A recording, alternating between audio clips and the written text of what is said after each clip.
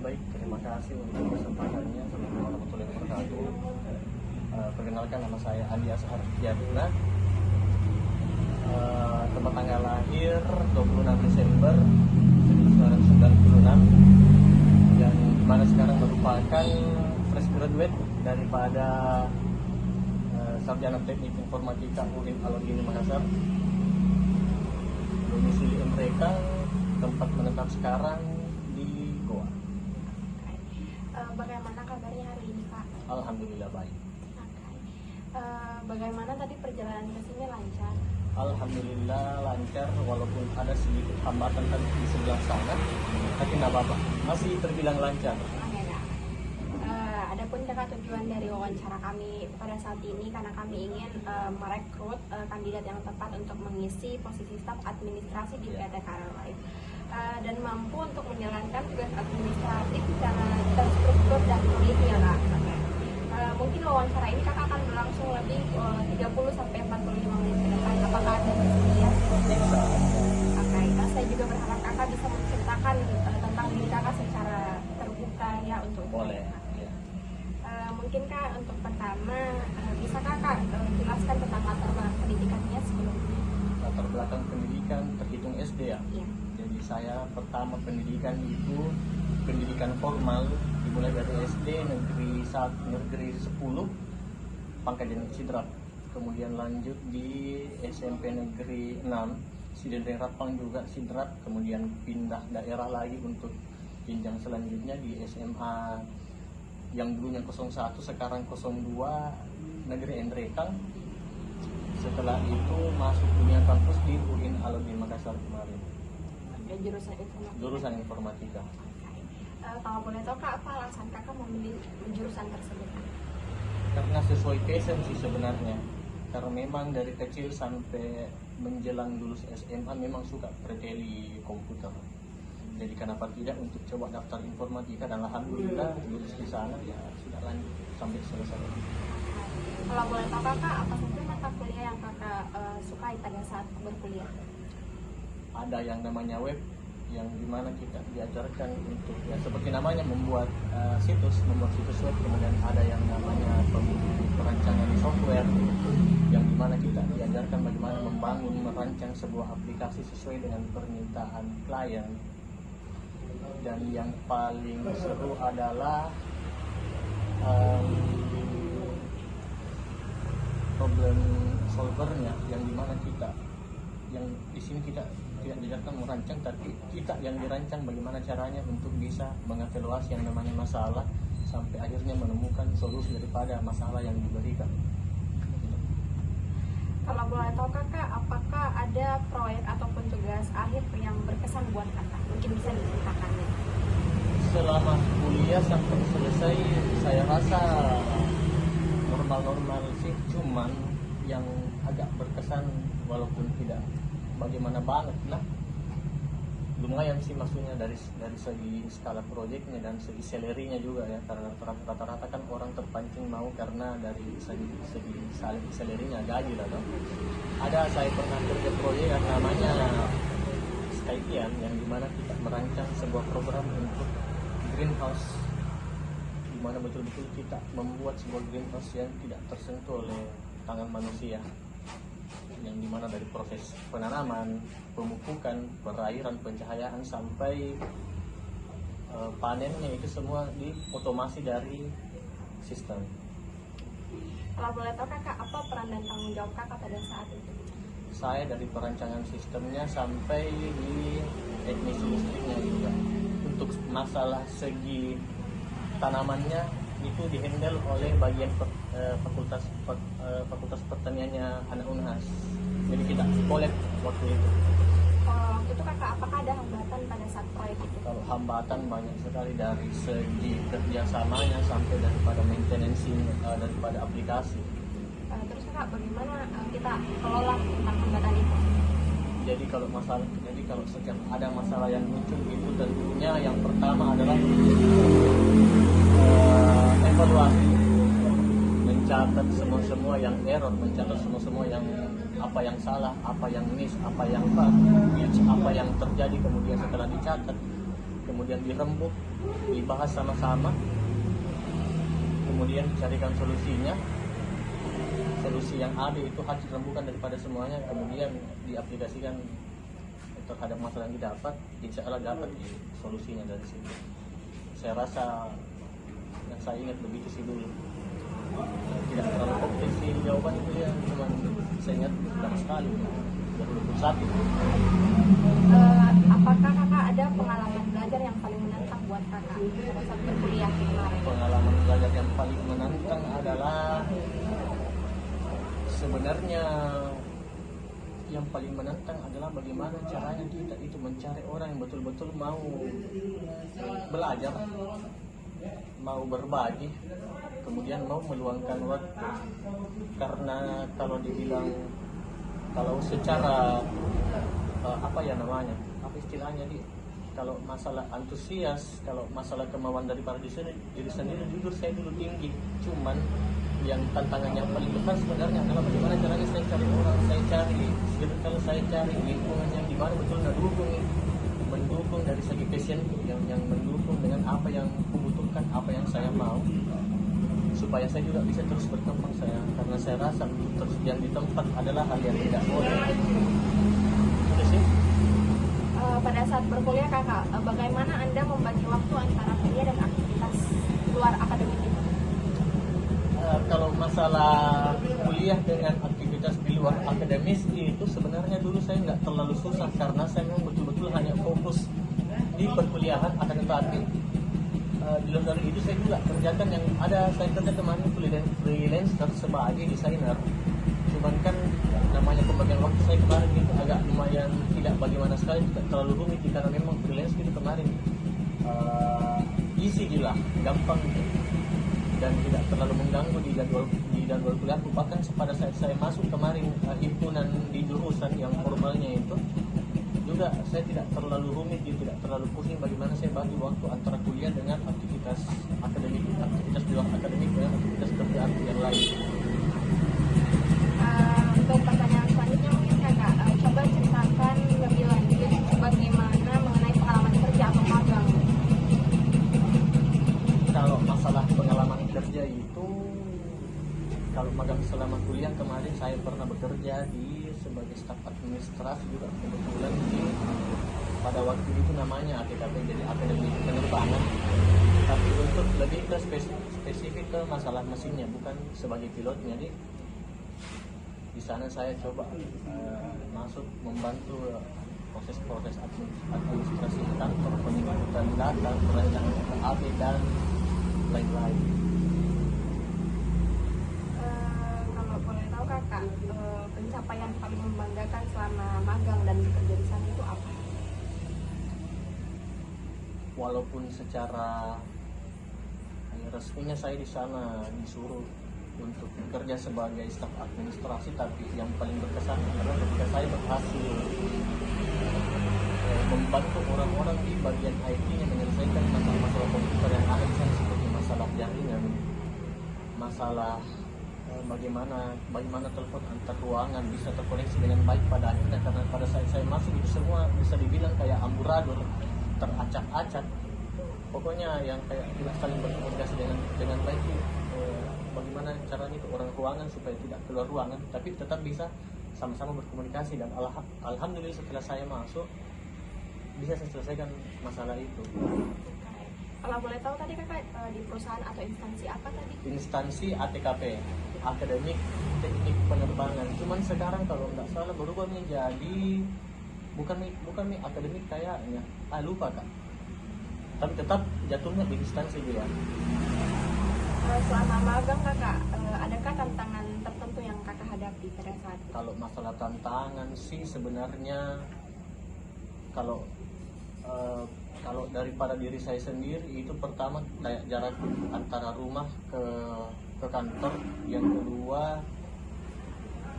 bagaimana saya bisa memperbaiki personal branding kepada orang-orang yang ada di kantor. Karena jujur juga saya juga kaget pada saat masuk di kantor yang bisa dibilang yang kayak instansi tinggi ya, karena saya baru bertemu dengan orang-orang yang betul formal, orang-orang yang betul-betul bekerja sebagai orang yang profesional saya betul-betul menjaga, walaupun bilang jatuhnya saya enggak bisa dibilang enggak jaga image, cuman saya berlaku juga bagaimana caranya saya bekerja secara profesional juga supaya tetap dinilai dengan baik sama orang-orang di kantor yang kita punya. Mengenai kakak tantangan selama magang tersebut, bagaimana cara anda menyelesaikannya?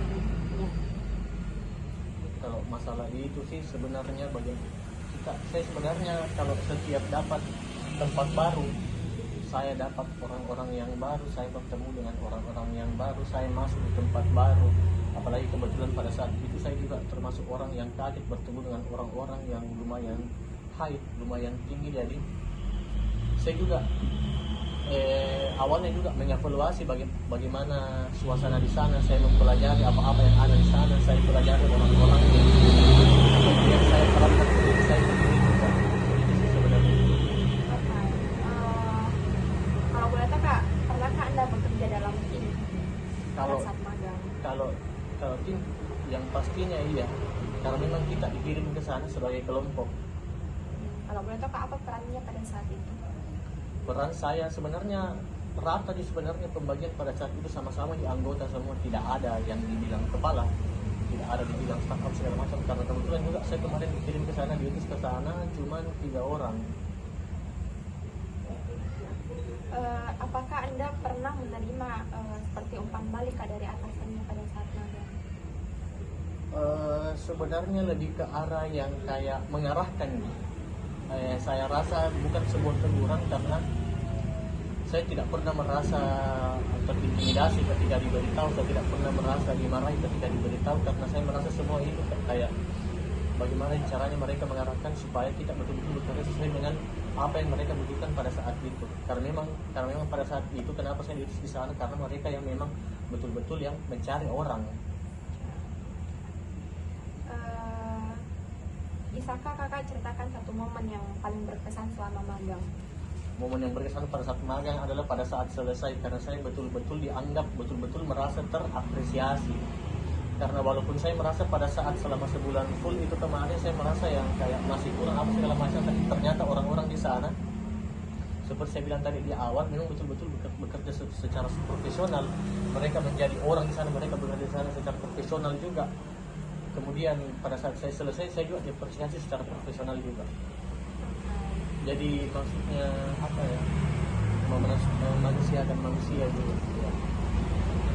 Tadi kakak yang saya tangkap selama pas wawancara kakak sempat magang di bagian staff administrasi. Iya. Oke, mungkin bisa kakak ceritakan pengalaman anda ketika harus mungkin menangani dokumen dalam situasi yang membutuhkan ketelitian dan kecepatan pada saat itu? Bisa. Jadi ada beberapa kasus yang saya hadapi pada saat itu, yang kayak misalnya bagaimana caranya kita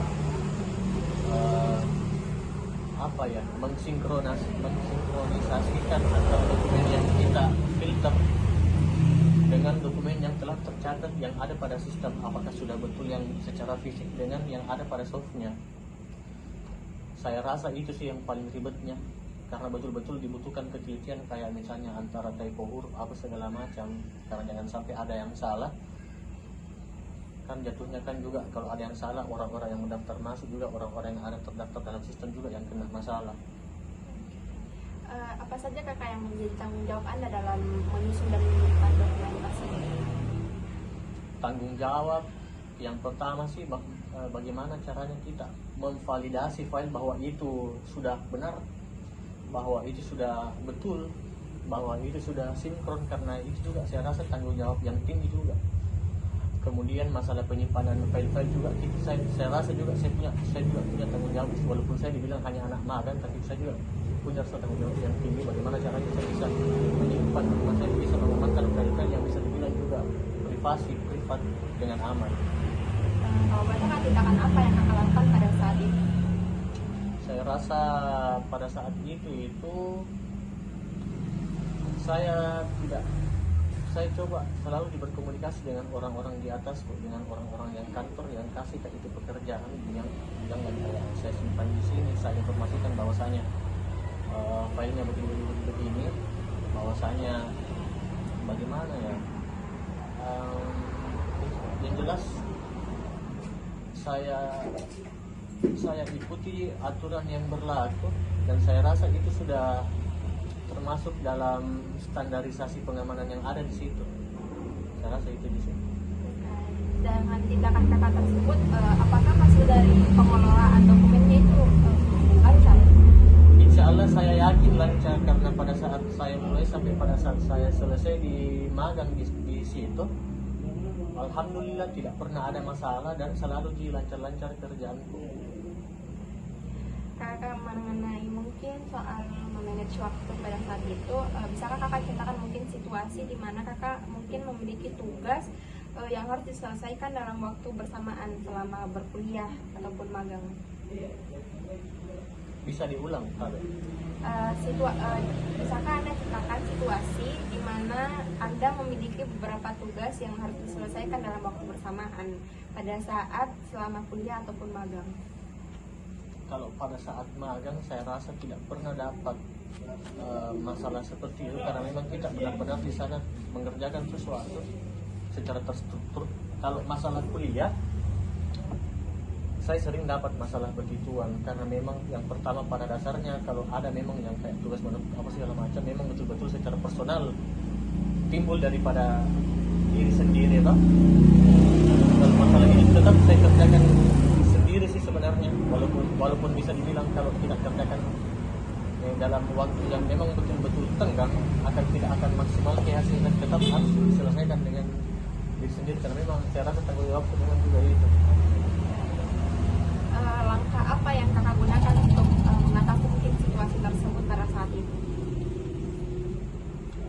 Kalau pada saat masalah kuliah, pada saat masa kuliah ya jelas kita minta tolong ke teman, relasi apa segala macam. Saya rasa itu di sini kalau memang kita ada masalah tenggang-tenggang yang begitu. Bisakah kakak ceritakan mungkin pengalaman ketika mengerjakan suatu tugas dan harus menggunakan komputer seperti perangkat lunak? Hampir di setiap tugas saya pakai komputer pada saat kuliah, karena memang kebetulan jurusan bukan seperti saya bilang di awal informatika. Apalagi pada saat bisa dibilang kalau kita sudah dikasih tugas besar apa segala macam, otomatis jatuhnya kita merancang sebuah aplikasi. Jadi itu kita jatuhnya harus pakai komputer, laptop. Dalam situasi tersebut kakak apa tanggung jawab spesifik di Anda pada saat itu? Kalau untuk masalah tugas besar yang diberikan untuk perorangan itu jelas kita tanggung jawab full untuk pengerjaan sebelumnya. Kalau yang kayak kita dikelompokkan, otomatis saya ambil bagian front end-nya, bagian tampilan pada saat kita bagaimana orang berinteraksi dengan aplikasi ini. Oke, bisa kakak jelaskan langkah-langkah apa yang Anda ambil untuk menyelesaikan tugas tersebut? Otomatis kita pertama lakukan yang namanya software, yang dimana kita awalnya kan namanya aplikasi, tidak mungkin kita membuat aplikasi tanpa ada orang yang meminta. Nah otomatis dari situ kita lakukan yang namanya evaluasi, kita lakukan semacam seperti itu juga, wawancara apa yang mereka butuhkan, apa yang mereka cari, masalah apa yang sebenarnya mereka sedang rasakan sehingga mereka menginginkan sebuah aplikasi, dan dari situ kita catat baik-baik, kemudian kita rancang, kemudian diperlihatkan ke orang yang cari aplikasi itu. Kalau boleh tahu kak, apa hasil dari pengelolaan komputer yang Anda lakukan terhadap tugas yang Anda kerjakan pada saat ini? Bisa diulang tadi.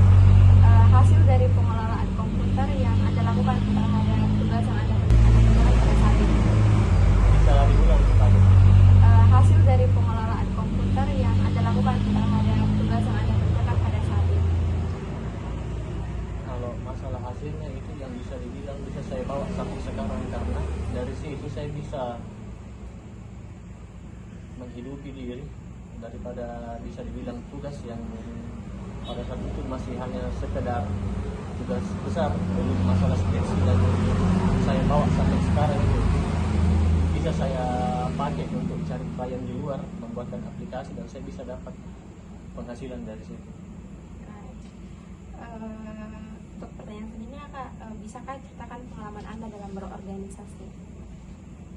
Kalau pengalaman organisasi kemarin saya ada satu pengalaman organisasi formal dari jurusanku, bukan mahasiswa jurusan informatika, di mana saya di sana dulu sebagai kepala bidang minat dan bakat, di mana kita mewadahi, membukakan jalan, membuat kita di tempat orang-orang yang punya minat, orang-orang yang mengembangkan bakat sehingga bisa terrealisasi. Organisasi apa saja yang pernah Anda ikuti sebelumnya, Kakak? Nah, itu di satu himpunan mahasiswa jurusan informatika. Apa posisi atau jabatan Anda di organisasi tersebut? Seperti saya yang bilang tadi, menjabat sebagai kepala bidang minat dan bakat. Apa saja program kerja yang pernah Anda gagas atau jalankan sebelumnya?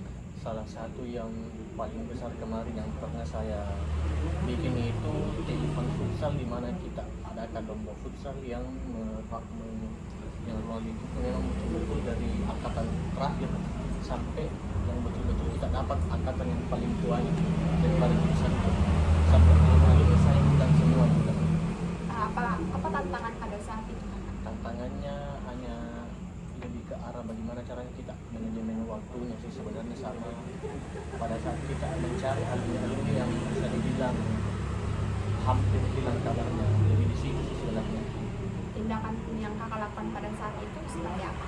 Yang namanya kita adakan program besar, tetap pasti ada yang namanya struktural, di mana ada yang mengepalai, kemudian ada juga di bawah kepala pasti ada juga struktur yang ada di bawah seperti anggota politik dan segala macam, ya tetap kita koordinasikan semua bagaimana caranya kita saling bekerja sama agar yang telah kita rancang ini berjalan dengan sesuai dengan kita ekspektasikan, sesuai dengan kita rancang pada awalnya. Kalau boleh tahu, Kakak, hasil dari tindakan tersebut apakah berjalan dengan baik?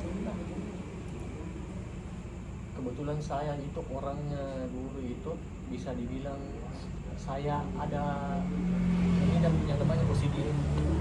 Saya orangnya perfeksionis, otomatis orang yang saya mau saya ajak bekerja adalah orang-orang memang betul-betul mau bekerja. Jadi alhamdulillah selama masa menjabat, selama saya mengadakan proker-proker yang dari proker-proker kecil sampai proker-proker yang besar, hambatan-hambatan itu yang terjadi, hambatan-hambatan tinggi sebenarnya. Jadi karena memang dari dasarnya memang kita sudah memang mau bekerja, jadi tantangan, jadi segala macam tantangan itu alhamdulillah bisa semua kita atasi semuanya. Pernahkah Anda mengalami konflik dalam organisasi pada saat berkuliah? Kalau saya rasa konflik memang tidak bisa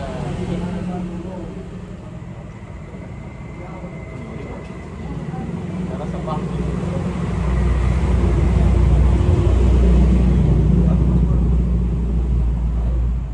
Nah, masalah konflik entah itu kuliah, entah itu di kehidupan sehari-hari, ruang kerja segala macam, pertemanan, saya rasa tidak bisa dipungkiri, itu pasti selalu datang. Nah, di situ bagaimana caranya kita perlihatkan personal branding kita, perlihatkan pengalaman kita, sudah seberapa jauh kita laksanakan yang namanya perkembangan, apakah kita sudah betul-betul bisa melewati yang namanya konflik segala macam. Karena kalau tidak bisa kita isi diri dengan kemampuan bertahan, tidak mungkin, maka otomatis kita tidak bisa hadapi semuanya.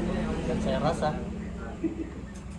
sebelum saya masuk kuliah pun saya sudah menyiapkan diri untuk bisa menghadapi yang namanya konflik yang terjadi. Saya sudah siap untuk segala risiko yang saya hadapi selama kuliah. Bagaimana Kakak menyelesaikan konflik pada saat itu? Saya rasa saya juga sebenarnya bawaannya itu orangnya, kalau saya orangnya memang gampang mengalah tapi tidak kalah. Maksudnya bisa saya disebutkan bahwa saya hanya tidak mau itu masalah menjadi besar. Tidak ada salahnya apabila kita mengalah, tapi hasilnya adalah sebuah ketenangan, dan saya rasa tidak ada kerugian apabila di penghujung itu adalah sebuah ketenangan. Apakah ada acara besar yang pernah Anda tangani pada saat ini? Ada sih, namanya IT Fest, cuman pada saat itu saya sudah tidak menjabat himpunan, saya hanya sebagai anggota biasa. Jadi saya hanya sekedar peluncur biasa pada saat itu. Apa peran kakak pada saat acara tersebut? Seperti saya yang bilang tadi, hanya peluncur biasa yang dimana kita apa ya, kalau bisa dibilang kalau dunia kantor kita sebagai staffnya, bagaimana caranya kita mengatur orang-orang agar tertib, mengatur jalannya pertandingan agar sesuai dengan jadwal. Saya rasa itu umum. Bagaimana Anda membagi waktu antara organisasi dan kewajiban akademik pada saat itu? Nah, kebetulan pada saat saya menjabat di himpunan kemarin, mungkin karena faktor yang saya masuk dalam himpunan itu hanya satu, jadi saya tidak terlalu ribet dan rumit juga dalam membagi waktu antara perkuliahan dengan kebutuhan organisasi. Jadi saya rasa setiap hari ini saya tidak pernah terkendala di organisasi. Saya pun pada saat saya menjalankan organisasi, perkuliahan saya tidak terganggu, dan pada saat saya kuliah juga proses pada saat di organisasi juga tidak terganggu. Jadi saya rasa netral 50-50. Kalau boleh tahu Kak, apa keterampilan baru yang Anda pelajari dari organisasi tersebut? Keterampilan baru lebih ke arah bagaimana cara kita menghargai orang sih, karena memang kita bisa bekerja sebagai tim. Apalagi juga kebetulan saya kemarin sebagai kepala bidang, otomatis saya juga harus selalu menghadapi orang-orang dengan kepala dingin. Saya tidak mau dianggap sebagai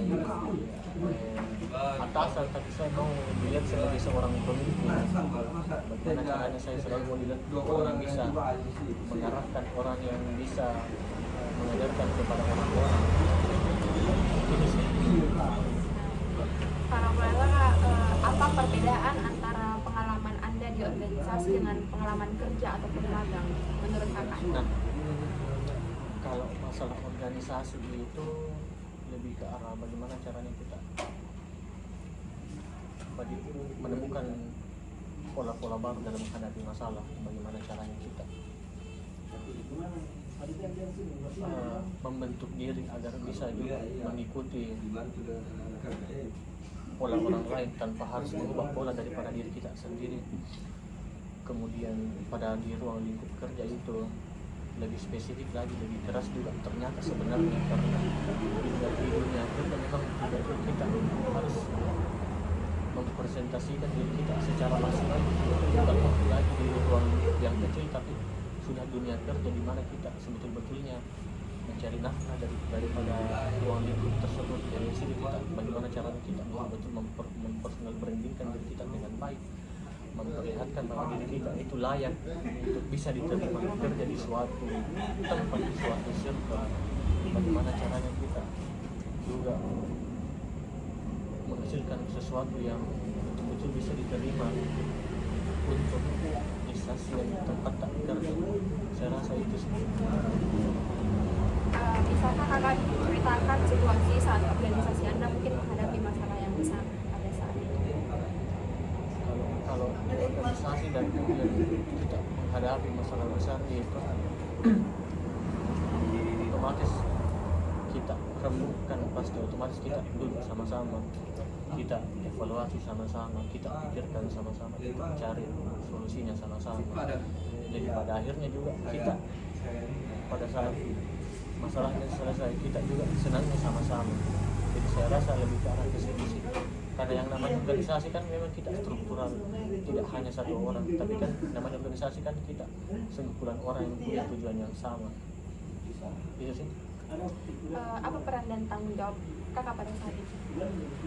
Seperti yang saya bilang tadi, saya menjabat sebagai kepala bidang minat dan bakat. Kemudian kita jadi bidang tersebut itu berperan sebagai bagaimana cara kita membuatkan sebuah wadah, membukakan jalur, membuatkan tempat untuk orang-orang yang mempunyai bakat, mempunyai minat agar bisa tersalurkan, agar bisa terrealisasi. Itu sih. tadi saya tanyakan kakak soal mengenai tentang situasi organisasi Anda dalam menghadapi masalah bencana kan, apa yang Anda lakukan dalam mengatasi tantangan tersebut?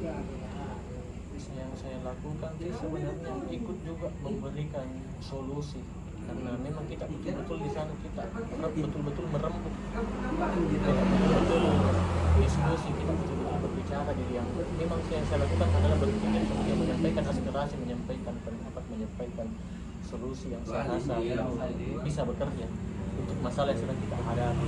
Itu sih. Apakah tindakan yang tadi kakak lakukan itu membawa dampak positif bagi organisasi kakak? Dan apa hasil dari yang Anda rasakan pada saat ini? Walaupun bisa dibilang ada, walaupun bisa dibilang untuk beberapa masalah,